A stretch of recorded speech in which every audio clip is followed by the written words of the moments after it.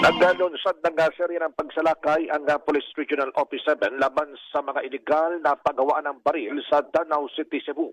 Mula March 21 hanggang 16 ng Mayo 2025 ay umabot sa 15 mga iligal na paggawaan ng baril na paltika ang binuwag ng pulisya.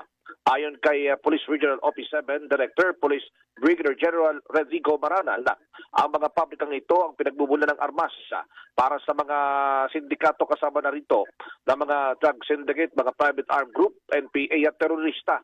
Sinabi ni General Maranal na ang pagkakalansag ng mga pabrikang ito ng mga paltik na baril ay malaking kabawasan sa krimen at karahasan at ganoon din ay inaasahan na mababawasan hindi lamang dito sa reyon kundi sa mga karatig na lugar.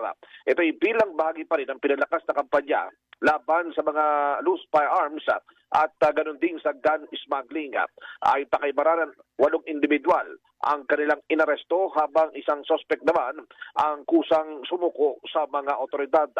Na-recover mula sa naturang operasyon ang hindi pa tapos na mga bahagi ng baril tulad yung mga lower at upper receivers, barrels at iba pang piyesa ng mga baril.